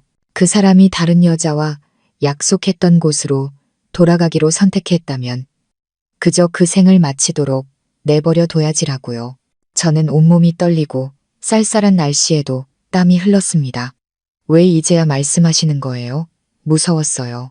숙자는 제 가장 친한 친구였고 차마 말할 수도 마주할 용기도 없었어요. 하지만 며칠 전 당신이 숙자 씨를 병원에 모셨다가 집을 나갔다는 소식을 들었어요. 이제는 모두의 해방을 위해 진실을 다시 꺼내야 할 때라고 생각했어요. 저는 항 아주머니에게 감사 인사를 전하고 전화를 끊었지만 마음은 폭풍우가 몰아치는 것 같았습니다. 몇 %를 믿어야 할지 몰랐지만 그 우연의 일치들은 너무나 무서웠습니다. 시어머니가 여전히 진혁 씨 사진을 끌어안고 작은 기념품 하나하나를 간직하며 그는 내가 가질 수 없는 사람이었다고 고집하던 모습이 떠올랐습니다. 어쩌면 그건 그가 그녀를 선택하지 않아서가 아니라 그녀가 결코 자기 자신을 용서하지 못했기 때문은 아니었을까. 저는 이 사실을 남편에게 바로 말하지 않고 숨겼습니다. 확인이 필요했습니다. 다음 날 저는 시골로 내려가 진혁 씨의 옛 연인이었던 수 씨의 가족이 운영하던 목공소 자리를 찾아갔습니다. 이제 공장은 문을 닫았고 작은 집 한 채만 남아 있었습니다. 수소문 끝에 동네 주민들이 마당에서 나무를 다듬고 있는 70대 노부인을 가리켰습니다. 바로 수할머니였습니다. 이미 사별하고 혼자 살고 계셨습니다. 할머니는 소박한 목조주택에서 저를 맞이했고 최진혁이라는 이름을 듣자 눈시울을 붉히셨습니다. 내 인생에서 처음이자 마지막으로 나를 설레게 했던 남자였지. 저는 조심스럽게 물었습니다. 진혁 씨의 죽음이 사고라고 생각하세요? 할머니는 눈을 가늘게 뜨고 깊은 생각에 잠겼습니다. 그게 내가 지금까지도 마음에 걸리는 점이야. 한 번은 친구가 나한테 그러더군. 진혁이는 고갯길에서 미끄러져 죽은 게 아니야. 차에 미리 휘발유가 새고 있었고 불꽃 하나만 튀었어도 폭발했을 거야. 저는 소름이 돋았습니다. 미리 샌 휘발유라니 기술적 결함이 아니라면 사람이 한 짓일 수밖에 없었습니다. 저는 집으로 돌아와 밤새 뒤척였습니다. 다음 날 아침 저는 시어머니와 마주하기로 결심했습니다. 저는 차를 따르고 어머님 앞에 앉아 항 아주머니와의 통화 녹음 파일을 들려드렸습니다. 시어머니는 아무 표정 없이 조용히 듣고만 있었습니다. 제가 단도직입적으로 물었습니다. 어머님, 민준 씨, 아버지 죽음과 관련이 있으세요? 긴 침묵이 흘렀습니다. 마침내 어머님은 찻잔을 내려놓고 모든 거짓을 벗어던진 눈빛으로 저를 바라보았습니다.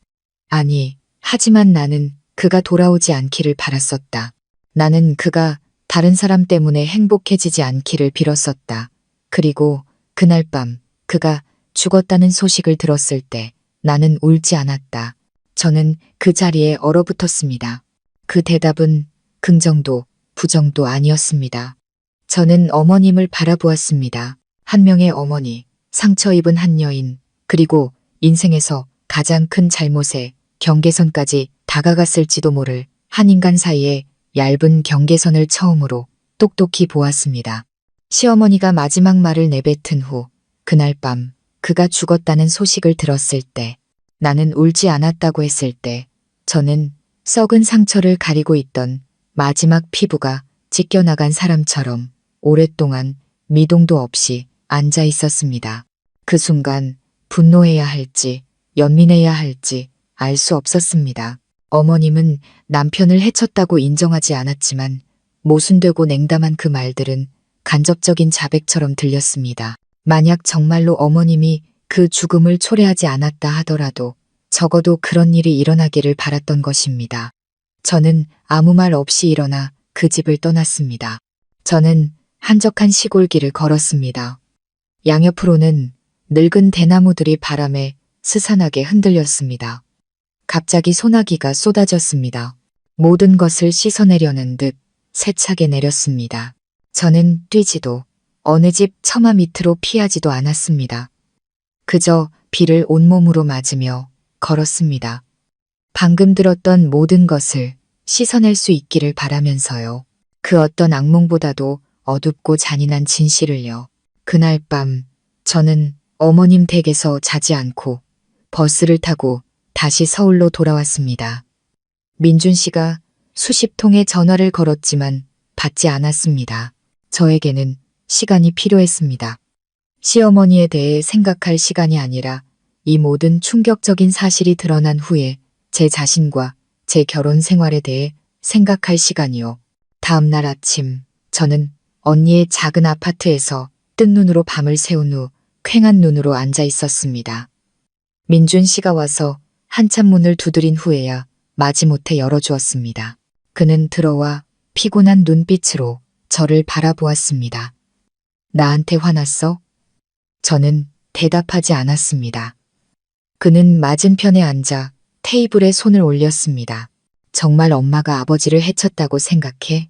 저는 그를 천천히 바라보았습니다.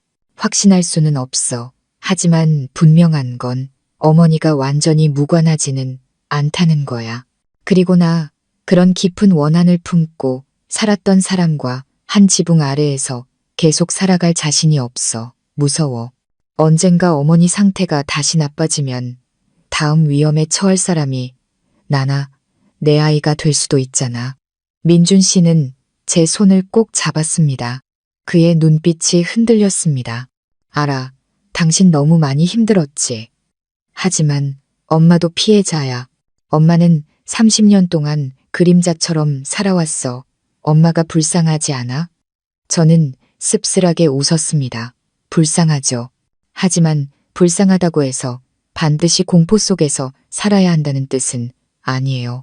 어머님을 안타깝게 여기고 돌봐드릴 수는 있지만 내 것이 아닌 과거와 영원히 함께하기 위해 내 안전을 희생할 수는 없어요. 민준 씨는 손을 더 꽉 쥐었습니다.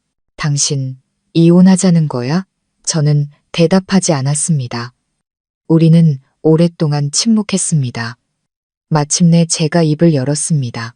나 당분간 혼자 지낼 시간이 필요해. 당신이 미워서도 아니고 끝내고 싶어서도 아니야. 그냥 나 자신으로 돌아가서 독립적으로 생각하고 내가 정말 원하는 게 뭔지 알아보고 싶어. 민준 씨는 눈시울을 붉히며 고개를 끄덕였습니다. 강요하지 않을게. 하지만 제발. 완전히 포기하지는 말아줘. 저는 남편을 바라보았습니다. 이 남자는 끔찍한 비밀을 품은 어머니의 아들이지만 그가 잘못한 것은 아무것도 없었습니다. 그도 저처럼 피해자였습니다. 하지만 저는 다른 사람을 구하기 전에 먼저 제 자신부터 구해야 했습니다. 저는 잠시 집을 나와 낡은 아파트의 작은 방에서 살기 시작했습니다. 매일 아침 창문으로 햇살이 들어오고 오후에는 시원한 바람이 불어오는 곳이었습니다. 제 자신과 마주하기에 충분히 평화로운 공간이었습니다. 저는 다시 일에 집중했고 시댁과의 연락은 줄였지만 주말마다 시골에 선물을 보내고 가사도우미 아주머니를 통해 어머님의 건강 상태를 확인했습니다. 어느 날 가사도우미 아주머니에게서 전화가 왔습니다. 그녀는 더듬거리며 말했습니다. 사모님, 오늘 할머니가 좀 이상하세요. 계속 창밖을 보시면서 내가 잘못했어라고 중얼거리세요. 저는 멈칫했습니다.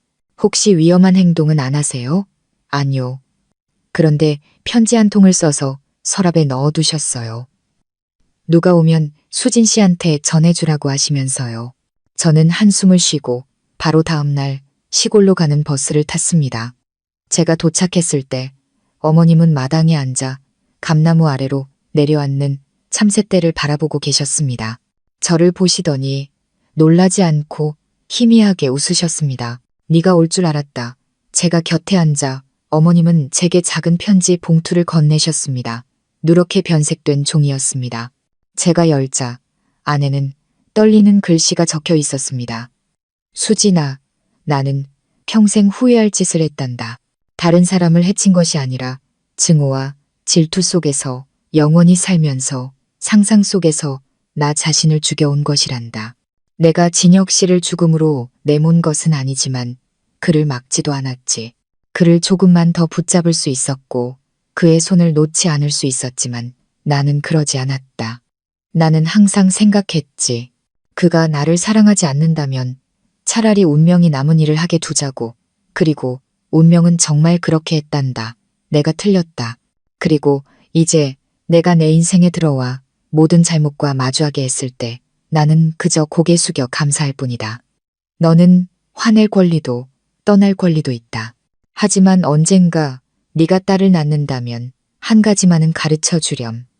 이성을 잃을 정도로 사랑하지 말라고. 한 사람을 위해 살다가 자기 자신을 잊어버리지 말라고. 너를 아끼는 엄마가. 저는 편지를 접고 목이 메었습니다. 제가 어머님을 완전히 용서했는지는 알 수 없었습니다. 어떤 잘못은 지워지지 않으니까요. 하지만 저는 눈앞에 이 여인이 30년간의 긴 꿈에서 정말로 깨어났다는 것을 알았습니다. 저는 다가가 그 주름진 손을 잡았습니다. 어머님, 제가 다시 어머님과 함께 살게 될지는 모르겠어요. 하지만 어머님을 버리지는 않을 거예요. 누구도 혼자 남겨져서는 안 되니까요. 비록 그들이 잘못을 저질렀을 때조차도요. 어머님은 저를 껴안고 목 놓아 우셨습니다. 고맙다. 옛날의 나처럼 되지 않아줘서 고맙다. 제 인생이 불과 몇 달 만에 이렇게 많은 방향으로 꺾일 줄은 상상도 못했습니다. 평범한 결혼 생활을 하던 한 여자에서 시어머니의 짙은 기억의 층 속으로, 시아버지의 눈물겨운 죽음의 진실 속으로, 그리고 용서와 도피 사이의 싸움 속으로 휘말려 들어갔습니다. 그리고 이제 저는 또 다른 큰 전환점과 마주해야 했습니다. 하지만 이번에는 다른 사람의 이야기가 아닌 바로 제 자신의 이야기였습니다. 지난주부터 계속 헛구역질이 나고 몸이 나른하고 불편하며 생리가 늦어지는 등 몸에 이상이 있다는 것을 알았습니다. 하지만 저는 그저 스트레스와 업무 압박 그리고 시댁 문제 때문이라고 치부했습니다. 오늘 아침까지는요. 저는 임시로 빌린 작은 아파트 화장실에 서서 손에 임신 테스트기를 든 채 심장이 마구 뛰는 것을 느꼈습니다. 선명한 두 줄, 틀림없었습니다. 저는 바닥에 주저앉아 얼굴을 감싸고 울었습니다. 슬퍼서가 아니라 너무나 갑작스러워서 이 소식을 어떻게 감당해야 할지 몰라서였습니다. 저는 지금 민준 씨와 별거 중입니다. 그에게 잘못은 없지만 저는 아직 돌아갈 준비가 되지 않았습니다. 어머님과의 문제도 아직 해결되지 않았고 그 대가족 속에서 계속 살아갈 용기가 제게 남아있는지도 확신할 수 없었습니다. 그런데 지금 제가 임신했다고 말하면 무슨 일이 일어날까요? 시어머니, 정신적으로 불안정한 전력이 있고 저를 몇 달간 악몽에 시달리게 했던 그분과 함께 살도록 강요받게 될까요? 아니면 시기를 잘못 맞췄다고, 숨겼다고 가족들에게 비난받게 될까요? 모르겠습니다. 다만 지금 제 안에는 작은 생명, 어둠 속에서 막 피어난 작은 빛 한 점이 있다는 것만 알 뿐이었습니다. 저는 배에 손을 얹었습니다. 아직 아주 작았지만 제 안에 무언가 살아있다는 것이 느껴졌습니다. 그리고 저는 포기하고 싶지 않았습니다. 확실히 하기 위해 병원에 다시 가서 검사를 받았습니다. 초음파 검사 결과 임신 5주가 넘었다고 확인되었습니다. 의사 선생님은 저를 다정하게 바라보며 말했습니다. 태아는 건강합니다. 하지만 이 시기에는 정신적으로 안정을 취하고 너무 많은 생각을 피해야 해요. 아이를 낳고 싶다면 합리적인 휴식 계획을 세우기 시작하고 가능하다면 아이 아빠에게도 알려서 두 사람이 함께 준비하는 것이 좋습니다. 저는 고개를 끄덕였지만 마음은 두 동강 나는 것 같았습니다. 집으로 돌아오는 길에 저는 곧장 임대 아파트로 가지 않고 주변을 서성였습니다. 저와 민준 씨가 함께 손을 잡고 함께 미래를 꿈꾸던 옛거리를 걸었습니다. 그가 보고 싶었습니다. 상처와 분노, 그리고 멀어져야 할 수백 가지 이유가 있었지만 그는 여전히 제가 사랑했고 믿었고 평생을 함께하기로 선택했던 사람이었습니다. 저는 길모퉁이의 작은 서점 앞에 섰습니다. 작년에 그가 제게 엄마 되기, 사랑의 여정이라는 책을 사주었던 곳이었습니다.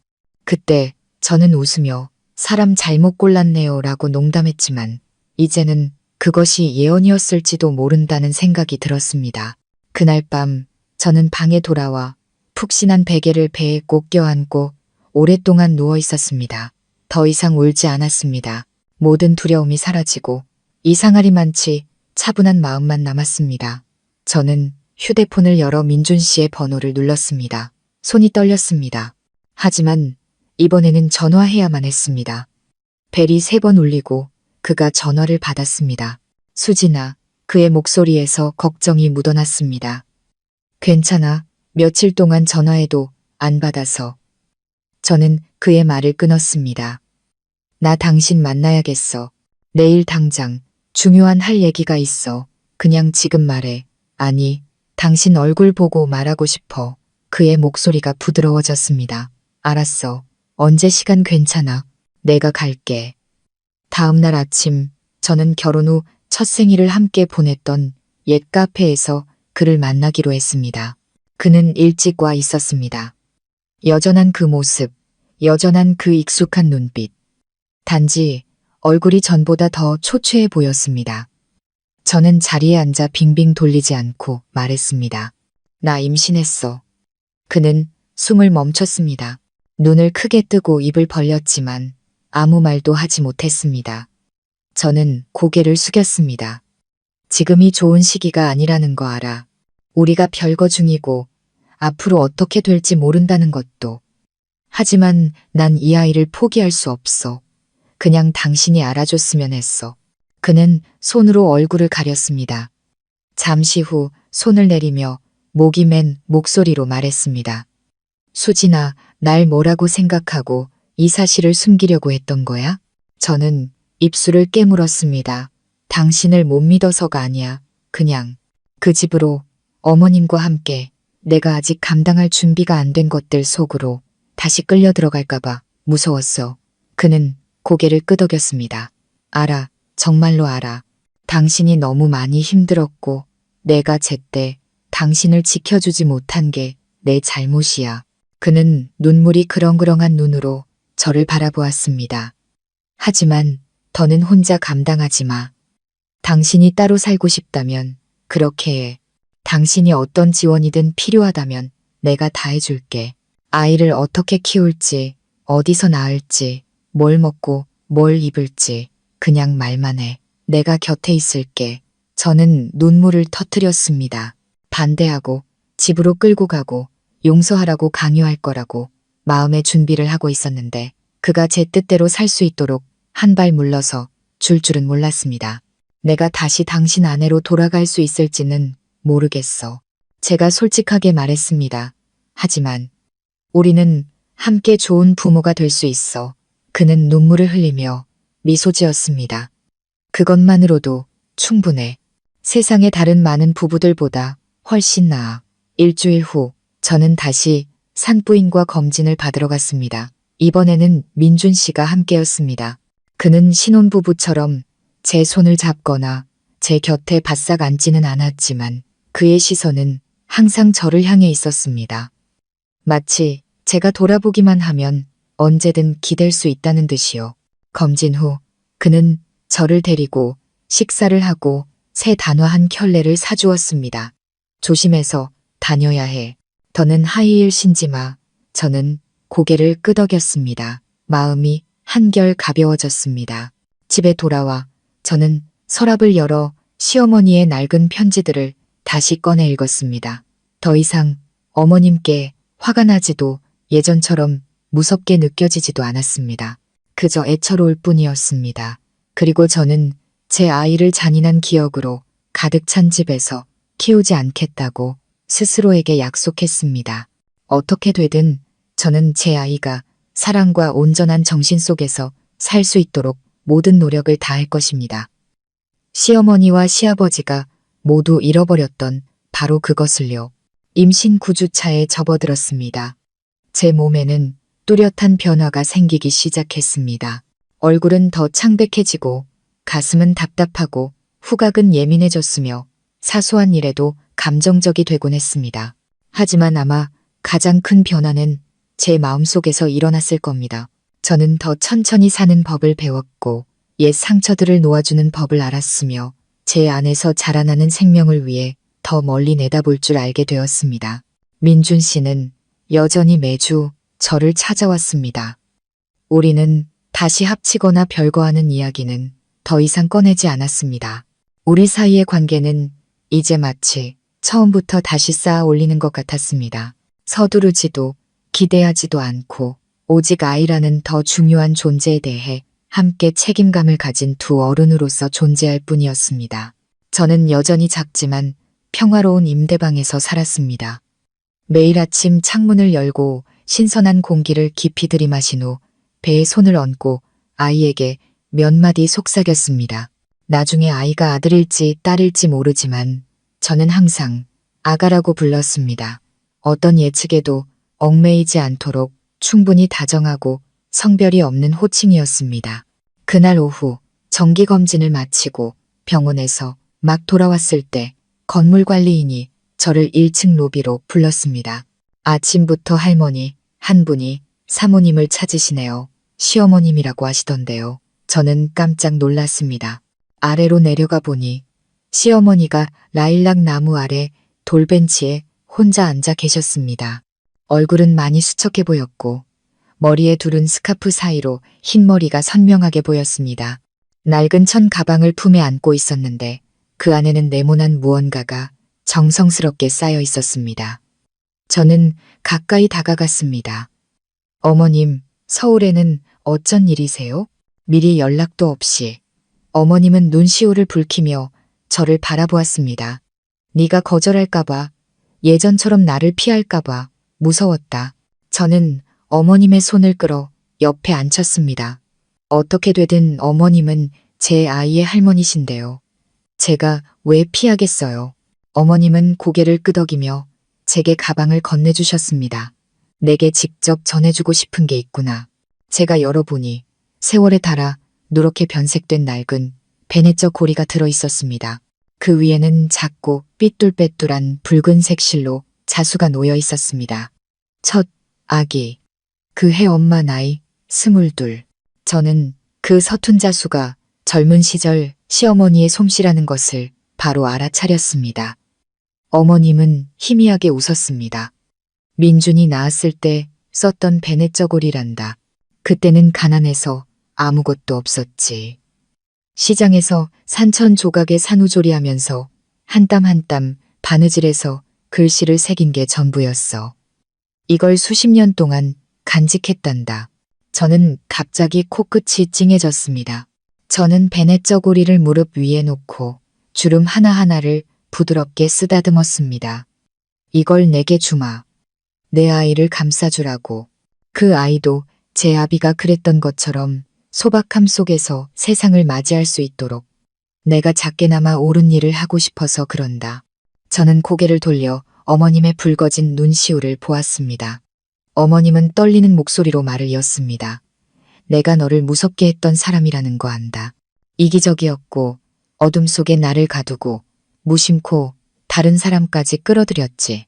하지만 네가 떠났다가 다시 찾아와주고 또 고맙다는 편지까지 썼을 때 나는 더 이상 고집부릴 게 없다는 걸 깨달았다. 내가 해야 할 일이 남았다면 그건 너와 내 손주에게 속죄하는 것이다.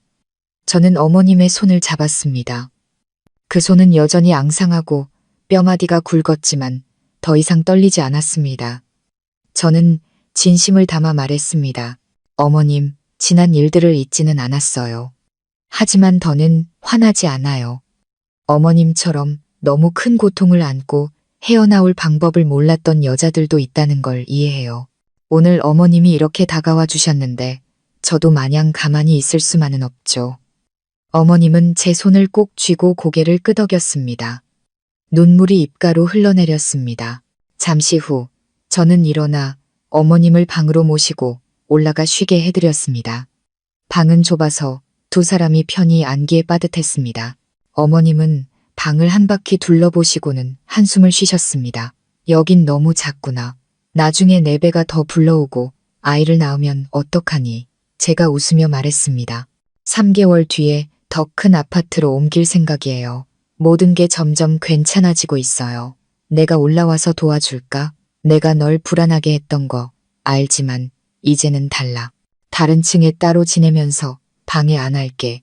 그저 손주를 돌보고 싶을 뿐이야. 저는 어머님을 바라보았습니다. 마음 한구석에는 여전히 경계심이 남아 있었지만 다른 한편에서는 이 여인이 정말로 깨어났다고 속삭이고 있었습니다. 저는 천천히 고개를 끄덕였습니다. 생각해 볼게요. 하지만 변해주셔서 감사해요. 어머님.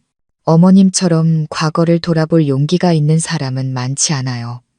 어머님은 눈물이 그렁그렁한 채 희미하게 웃으셨습니다. 그 다음 주 저는 새 아파트로 이사했습니다. 넓고 호화롭지는 않았지만 충분히 따뜻한 곳이었습니다. 민준 씨가 집 나르는 것을 도와주고는 벽에 작은 액자 하나를 조용히 걸어주었습니다. 제 아이의 첫 초음파 사진이었습니다. 저는 그 희미한 흑백 사진, 아주 작지만 점차 사람의 형상을 갖추어가는 모습을 보며 코끝이 찡해졌습니다. 시어머니도 가끔 찾아오시기 시작했습니다. 오래 머물거나 깊이 간섭하지는 않으셨지만 오실 때마다 직접 만든 음식을 가져오셨습니다. 녹두죽, 호박죽, 둥글레차 같은 것들이었죠. 한 번은 작은 오일병을 건네주셨습니다. 옛날에 내가 이걸로 배를 마사지하곤 했지. 향도 좋고 아이도 잘 잤단다. 이제 내가 우리 손주한테 한번 써보렴. 저는 그것을 받았습니다. 감사합니다. 저와 어머님 사이에는 더 이상 거리가 없었습니다. 오직 시간을 달리할 뿐 함께 엄마가 되는 법을 배우는 두 여자처럼 아주 일상적이고 부드러운 관계만 남았습니다. 저는 민준 씨의 아내로 바로 돌아가지는 않았지만 우리 사이에는 다시 신뢰와 존중이 생겼습니다. 그리고 그것은 때로 얽매인 결혼관계보다 더 소중했습니다. 어느 날 오후 임신일기를 쓰다가 이렇게 적었습니다. 아가야, 엄마가 너를 가졌을 때 너를 제대로 키워낼 만큼 강한 사람인지 확신이 없었단다. 하지만 그러다 내 할머니를 만났지. 엄마를 가장 두렵게 했던 그분이 역설적으로 엄마에게 가장 큰 교훈을 주셨어.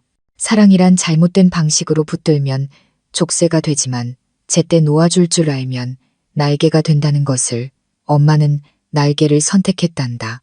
시청자 여러분, 오늘 이야기는 한 며느리가 두려움과 상처를 극복하는 여정일 뿐만 아니라 과거 속에서 자신을 잃어버렸던 한 어머니의 치유 여정이기도 합니다. 우리는 종종 사랑이란 꽉 붙잡고 놓지 않는 것이라고 생각하지만 때로는 붙잡을수록 원망과 외로움의 늪에 더 깊이 빠지게 됩니다. 이야기 속 어머니는 진정한 사랑이란 누군가를 소유하는 것이 아니라 서로가 평온해질 수 있도록 제때 놓아주는 것임을 깨닫기까지 거의 평생이 걸렸습니다. 그리고 두려움에 떨며 떠나고 싶어 했던 며느리는 자신과 아이를 지키기 위해 경계를 잃지 않으면서도 용서를 선택했습니다. 그것은 매우 용기 있고 성숙한 선택이었습니다. 이 이야기를 통해 우리는 어떤 상처는 오직 이해와 진실을 통해서만 치유될 수 있다는 것을 배울 수 있습니다. 어떤 기억들은 평생 한 사람을 조용히 죽이도록 숨겨두기보다 마주해야만 합니다. 그리고 무엇보다 과거가 아무리 파란만장했더라도 우리 모두는 평온 속에서 살아갈 자격이 있습니다. 오늘 이야기가 의미 있고 여러분의 마음에 와닿았다면 가족 이야기 채널 구독을 눌러주세요. 매일 우리 함께 또 다른 인생 이야기와 깊이 있는 삶의 교훈을 나눌 수 있도록 말입니다. 시청자 여러분 모두 항상 건강하고 평안하시기를, 그리고 앞으로의 날들을 진정으로 가벼운 마음으로 살아가시기를 기원합니다.